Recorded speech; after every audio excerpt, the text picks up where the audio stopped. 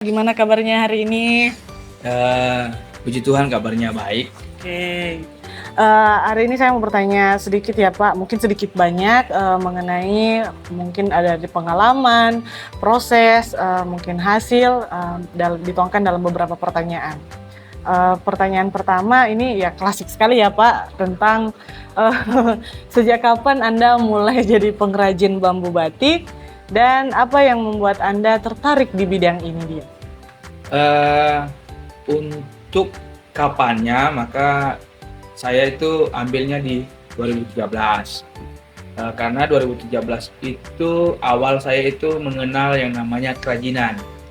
Dimulai dari kegiatan mengikuti kegiatan pecinta alam, khususnya organisasi pecinta alam, karena banyak kan di situ kan teman-teman punya kalung yang Ya, aneh-aneh. ya Jadi betul. saya tertarik dengan pembuatan sebuah kalung, ya saya ambil dari batok kelapa. Jadi sejak 2013 itu saya memulai usaha itu, tapi itu baru langkah awal. Dan lebih fokusnya lagi semenjak 2016 sampai sekarang, sehingga yang menjadi ketertarikan saya juga untuk menjadi seorang pengrajin, bahkan pebisnis di kerajinan, yaitu karena di Kepulauan Sangihe itu sangat minim waktu itu. Tidak ada tempat oleh-oleh yang bisa dibawa atau bisa didatangi langsung oleh wisatawan baik luar negeri maupun lokal. Sehingga ketika mereka mau balik ke kampung atau ke daerahnya, maka mereka tidak bisa menemukan. Sehingga itu menjadi acuan saya untuk membuat kerajinan sampai sekarang ini. Oke. Untuk teknik pembuatannya itu bagaimana Pak? Seperti apa? Misalkan belajar dari otodidak kah? Atau ada sempat ikut pelatihan atau seperti apa? Untuk kegiatan yang saya kerjakan itu kerajinan, maka teknik yang paling pertama saya itu otodidak, bukan ikut pelatihan. Mungkin karena ketertarikan saya pada hal-hal yang berbau kreasi atau kreativitas yang unik-unik, maka itu membuat saya di 2013 ingin mencoba untuk membuat kerajinan. Selama dari rentan waktu 2013 hingga tahun 2024 ini tantangan yang terbesar dalam kerajinan ini sebenarnya apa Pak? Yang paling terbesar sebelum saya masuk di 2013-14, maka yang paling terbesar adalah tantangan di mana minimnya promosi. Memang kendalanya waktu itu sangat kurang promosi, dan juga orang masih dalam kategori untuk di wilayah Kepulauan Sangihe masih orang lebih suka ke kuliner dibanding kerajinan, karena kuliner itu sangat menarik minat. Bahkan di Sulawesi Utara pun sendiri lebih dikenal masakan-masakan, bumbunya, pedasnya. Tapi kalau untuk kerajinan mungkin masih di bawah 30% lah ketertarikan orang. Hanya sebatas ya seperti itu. Dan juga ini menjadi semangat untuk membuat kerajinan itu. Eh, Kira-kira Pak, mungkin ada pengalaman atau momen-momen tertentu yang berkesan saat Anda bekerja, membuat kerajinan? Apakah ada momen-momen yang kayak mungkin pas ada pesanan, tiba-tiba bahannya tidak ada, atau momen-momen yang berkesan lah dari tahun 2013 hingga 2024 ini? Momen yang paling berkesan itu ketika produk kita dipakai oleh orang-orang yang, Oke, itu jadi momen. dan jadi momen ketika jalan, mereka udah pakai. Oke. Jadi ketemu dengan orang-orang yang menggunakan kayak mengoleksi produk saya, menggunakan produk saya, rasanya ada sebuah kebanggaan tersendiri. Jadi itu yang menjadi daya ingat bahwa ternyata produk saya juga bisa dihargai oleh orang. Oke, momen-momen seperti itu ya Pak, ketika ada yang memakai barang atau hasil kreativitas kita itu menjadi momen yang paling berharga ya. Kemudian ini Pak, saya penasaran dengan mungkin teknik dari pembuatan ini bisa Bapak jelaskan. Contohnya seperti ini, bisa Bapak jelaskan teknik pembuatannya seperti apa, mungkin dari bahan-bahan apa, menggunakan motif-motif, ada motif khusus kah, atau seperti apa kira-kira cara memilah bahan? Kalau untuk teknik pembuatannya sendiri, maka yang paling pertama kita pilih bahannya dulu. Yang kayak bambu ini kan, kayak bambu batik ini kita pilih yang tua, yang sudah siap untuk dipanen. Sehingga ketika kita pilih yang tua, maka dia tidak mudah untuk busuk. Biasanya kan ada rayap yang makan sehingga bisa lubang di dalamnya. Tapi ketika kita pilih yang tua, baru cara pengambilannya sesuai dengan perhitungan bulan yang pas, maka itu memiliki daya kuat, maksudnya ketahanan dari bambu itu bisa berkualitas baik.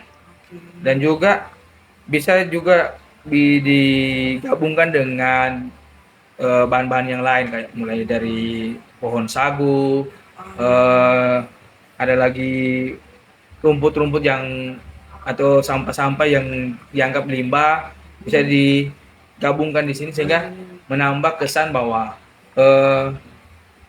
ini sangat unik. Oke, ini dari tidak menentu dari harus bahan utama ya Ya. Pak, jadi bisa dari limbah. Nah, untuk bambu sendiri mungkin ada teknik untuk penebangannya Pak mungkin, atau seperti Kalau apa? untuk teknik penerbangannya biasanya hanya menghitung bulan, misalnya, oh ini sudah bagus. Ada tradisi orang-orang tua dulu, lihat bulan di langit atau hitung bulan kalender yang berjalan. Baru ada juga yang memilih, oh ini sudah pas karena sudah waktunya, misalnya karena dia dari ditanam sampai dia tua kan dia sampai 4-5 tahun. Jadi itu yang menjamin kualitas dari bambu itu sendiri. Jadi hasil panen itu dia menentukan kualitas dari bahan yang diambil ya Pak ya. Oke. Selanjutnya saya ingin bertanya, lebih penasaran tentang produk apa saja yang sudah Bapak kembangkan dari bambu batik ini. Saya lihat ini ada banyak sekali kerajinan di luar dari bambu batik. Mungkin Bapak bisa jelaskan satu persatu. Eh, Kalau untuk bambu batik sendiri itu biasanya saya gunakan untuk kayak tempat pena, bisa juga digunakan untuk bunga, dibuat kerajinan bunga, gantungan kunci, kalung, dan juga aksesoris lainnya kayak anting, serta bisa dikolaborasi dengan kapal layar. Jadi bahan utamanya itu kelapa, baru kemudian dilapisi oleh pohon sagu, maka layarnya yang dibuat dari bambu. Mirip-mirip seperti miniatur begitu ya Iya, Pak ya? miniatur kapal. Oke. Kemudian ada juga lagi miniatur musik bambu yang notabene yang ada di Kepulauan Sangihe, karena musik bambu itu sendiri pun di Kepulauan Sangihe itu sudah mulai minim. Dari sekian ratus kampung, tapi hanya beberapa kampung yang memiliki musik bambu yang ada di Sangihe. Maka untuk mempromosikan bahwa Sangihe itu punya musik bambu, saya membuat miniatur musik bambu. Ada beberapa tempat yang pengrajin yang membuat musik bambu ini. Oke. Tertarik dari miniatur tadi ya Pak ya. Ini kan kalau kita taruh mungkin untuk offline-nya kadang-kadang pasarnya ada di turis kan, kalau misalkan ada di lokal itu mungkin karena pengaruh tren. Nah, bagaimana cara pemasarannya dan pengembangan produk itu sendiri? Apakah offline-nya ada strategi atau teknik penjualan seperti apa, atau online-nya mungkin seperti apa? Dan kemudian untuk industri kerajinan di mata Bapak ini kedepannya akan seperti apa? Untuk teknik pemasarannya sendiri, dia untuk sekarang memang teknologi membantu jaringan-jaringan yang bagus, kalau di tempat yang tidak ada jaringan kan bagaimana kita bisa mempromosikan secara online. Iya, betul. Maka kita harus ada tempat di mana kita bisa jual online, baik di Facebook, TikTok, IG, aplikasi yang ada yang bisa untuk promosi kita gunakan semaksimal mungkin. Ya minimal lah dalam 1 minggu bisa sampai 2 atau 3 kali. Kalaupun bisa setiap hari itu lebih maksimal. Dan promosinya pun harus menarik, mulai dari packingannya, mulai dari desainnya, karena itu mempengaruhi daya pikat pembeli, sehingga produk kita bisa dikenal baik di lokal maupun mancanegara. Bahkan kalaupun kita bisa mempromosikan secara offline, maka kita harus datang langsung misalnya ke tempat-tempat ada pameran, pasar, atau tempat keramaian pun kita bisa gunakan. Misalnya tempat tiba-tiba di situ ada perkumpulan, kita tahu di situ hari itu ada kegiatan perkumpulan, maka kita bisa gunakan waktu itu untuk mempromosikan. Selain itu kita bisa kerjasama dengan reseller-reseller yang ada baik di Sangihe sendiri maupun tempat lain. Kalau menurut pandangan Bapak untuk industri kerajinan sendiri di Sangihe ini ke depannya akan seperti apa menurut pandangan Pak Sakaria? Saya berpikir positif saja untuk kerajinan. Kalau kita sendiri berpikir negatif, mungkin yang terjadi adalah negatif. Jadi saya berpikir saya bisa maksimal sampai sekarang, bisa bertumbuh dengan kerajinan, karena saya tahu bahwa kalau kita memaksimalkan bakat, talenta, terus kita memaksimalkan pasar yang ada, maka kemungkinan besar kerajinan yang ada di Sangihe ini bisa naik level, bisa meningkat.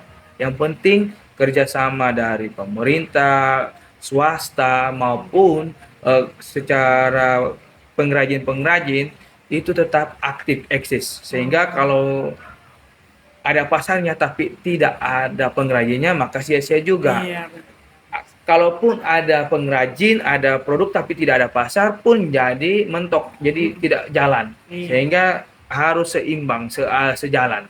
Karena itu memang perlu untuk menarik minat baik generasi muda maupun yang kalau sudah tua pun lebih memaksimalkan menginovasi setiap produk, sehingga orang lebih senang dengan produk khas dari Sangihe. Iya. Oke. Pak, mungkin ini pertanyaan terakhir. Kami BPN adalah sebuah fasilitator atau wadah fasilitator bagi pengrajin dan juga pemerintah daerah serta mungkin ada dari swasta. Apakah secara gamblang Bapak berarti menerima atau terbuka terhadap kolaborasi antar instansi dan juga antar sektor, atau mungkin bisa dengan desainer atau seniman untuk menghasilkan produk yang lebih inovatif? Tadi Bapak sudah singgung kan mengenai kerjasama. Apakah menurut Bapak sendiri terbuka dengan hal-hal seperti itu? Kalau saya sih terbuka selama dia bisa mendatangkan uang dan juga mampu meningkatkan kehidupan masyarakat lokal, maka itu sangat baik, sangat bagus. Sehingga kolaborasi dengan instansi, dengan pemerintah, dengan instansi-instansi yang lain, dengan pengrajin, jika digabungkan maka itu menjadi sebuah kekuatan yang besar. Tapi karena mungkin sekarang masih belum maksimal, sehingga kalau bagi saya kedepannya dimaksimalkan sebaik mungkin sehingga menjadi kekuatan yang besar di Sangihe. Itu menjadi masukan juga bagi kami dari BPN bahwa di penguatan kelembagaan ini kita perlu menguatkan lagi dari segi kolaboratif dan kolaborasinya. Itulah tadi perbincangan kita dengan narasumber kita. Untuk info lebih lanjut mungkin Bapak bisa mempromosikan IG Bapak atau Facebook Bapak mungkin. Kalau untuk mencari produk saya, kalau di Facebook bisa klik saja Sakaria Sampel. Jadi Sakarianya bukan S tapi Z. Oke, Sakaria Sampel. Kalau IG dia Kasaga Craft. Kasaga Craft. Oke. Jadi mungkin Bapak Ibu bisa mengecek langsung di IG-nya beliau, mungkin ada memesan atau bisa memesan produk atau merequest produk, ya kan Pak ya? Ya. Terbuka untuk custom kan untuk produk-produknya. Oke. Sekian untuk hari ini. Terima kasih untuk waktunya Bapak. Sama-sama, Bu. Dan informasinya juga terima kasih banyak. Ya, sekian.